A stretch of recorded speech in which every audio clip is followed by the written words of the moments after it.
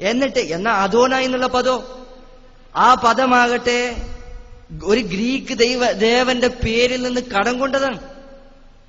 ഇപ്പൊ ഇതിന്റെ അവസ്ഥ ശരിക്കും മനസ്സിലായി. ഇതാണ് ഇപ്പൊ ഇത്ര വലിയ കാര്യമായിട്ട് പറഞ്ഞ യഹോവ എന്ന പദത്തിന്റെ അവസ്ഥ.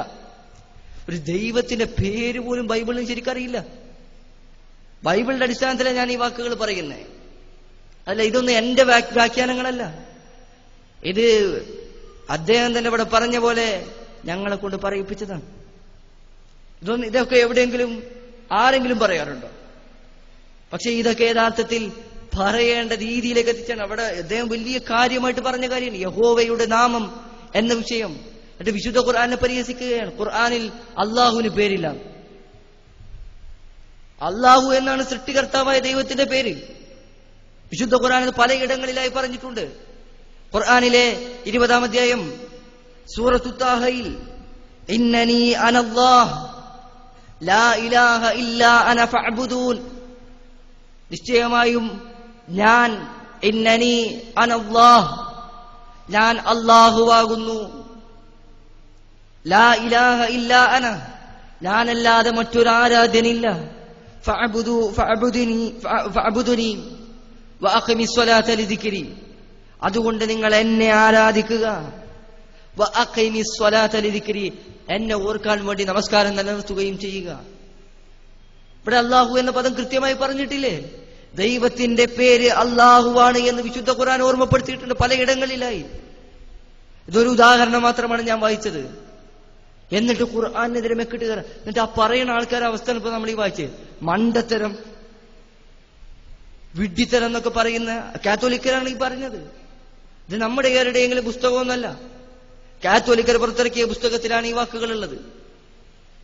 അപ്പൊ എന്നിട്ട് ഈ നമ്മുടെ നാട്ടിൽ പറയാറില്ലേ, ഇതിപ്പോ അവസ്ഥ എന്താന്ന് വെച്ചാൽ 2 കാലിൽ മന്തുള്ളവൻ സുന്ദരമായിട്ട് നടന്നു പോണ ഒരുത്തനെ വിളിച്ചിട്ട് മന്താന്ന് വിളിച്ചാൽ ആൾക്കാരെന്താണ് വിചാരിക്കുക?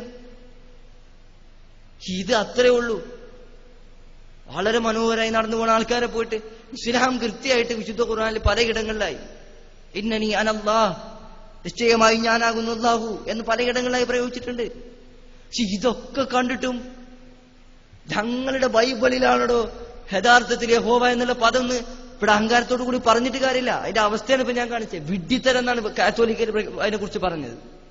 ഇവരേതായാലും ഏതാണ് സഭ എന്ന് പറഞ്ഞിട്ടില്ല, പക്ഷെ കാത്തോലിക്കര് പറഞ്ഞതാണിത്. ഞാൻ പറഞ്ഞല്ലോ നേരത്തെ 2007 കണക്ക് പ്രകാരം തന്നെ 40,514 പരസ്പരം മുഖം ചൊളിക്കുന്ന സഭകളുണ്ട്. ഈ സഭകളൊക്കെ ആ സഭകളുടെ കൂട്ടത്തിൽ പ്രബലമായ ഒരു സഭയാണല്ലോ കാത്തോലിക്കർ. അവരാണ് പറഞ്ഞത് വിഡ്ഢിത്തമാണ്. എന്നിട്ട് ആ വിഡ്ഢിത്തം പേറുന്ന ആൾക്കാര് കൃത്യമായി വിശുദ്ധ ഖുർആനിലെ ആയത്തുകൾ കണ്ടിട്ട് പറയാണ് ഖുർആനിൽ അള്ളാന്റെ പേരില്ല. അള്ളാന്നാണോ പേര്? അള്ളാഹുവിന്റെ പേര് അള്ളാന്നാണ്. എന്നിട്ട് പിന്നെ അതിന് പേരോ? ഇതെന്തൊരു മണ്ടത്തരമാണ്. അപ്പൊ വിശുദ്ധ ഖുർആൻ കൃത്യമായിട്ട് ആ കാര്യം പറഞ്ഞിട്ടുണ്ട്. അപ്പൊ അതിന്റെ പേരിൽ ഖുർആനിനെ ആക്ഷേപിക്കുക എന്ന് നേരത്തെ പറഞ്ഞ പോലെയാണ്. പിന്നെ അവസാനത്തെയപ്പം ഒരു സ്ട്രോങ് ആവും. അദ്ദേഹം പറയുന്നത് ബൈബിളിലെ ദൈവം കാരുണ്യമാണ്, മഹത്തായ കാരുണ്യമാണ്. പക്ഷെ ഖുർആനിലെ അള്ളാഹ്ക്ക് തീരെ കാരുണ്യമില്ലെന്നാണ് ശുദ്ധ ഖുർആൻ പരിചയപ്പെടുന്ന അള്ളാഹ്ക്ക് തീരെ കാരുണ്യമില്ല.